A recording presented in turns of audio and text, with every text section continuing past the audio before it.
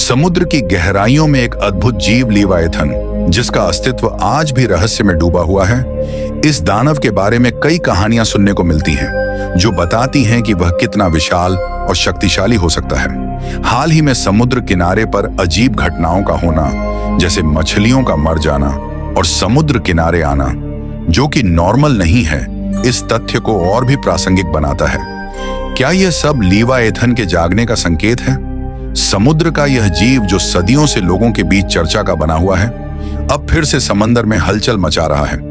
जब मछुआरे समुद्र में अपने जाल बिछाते हैं, तभी उन्हें एक रहस्यमय कंपन का अनुभव होता है, जिससे वे चिंतित हो जाते हैं। यह कंपन केवल उनकी नावों के आसपास सीमित नहीं है, बल्कि समुद्र की गहराइयों से उठता हुआ प्रतीत होता है।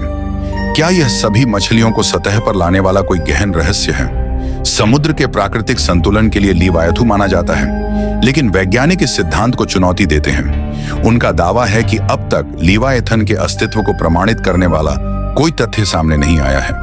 फिर भी जब भी समुद्र में कोई अनजाना हलचल होती है, यह विश्वास और भी मजबूत हो जाता है कि शायद लीवायथन सच में अस्तित्व में है। इन रहस्यमय घटनाओं को लेकर लोगों में डर भी बढ़ रहा है। प्राकृतिक आपदाओं के संकेतों के रूप में इसे देखा जा रहा है। क्या यह सच में समुद्र के संतुलन का बिगड़ना है, या फिर यह केवल एक साजिश का हिस्सा है? जब समुद्र के किनारे पर लोगों का जमावड़ा होता है, वे एक दूसरे से पूछते हैं कि क्या समुद्री दानव की कहानी वास्तव में सच है। लीवायथन की संवेदनाओं पर चलने वाली यह कहानियां आज भी उन्हें जीवित रखती हैं।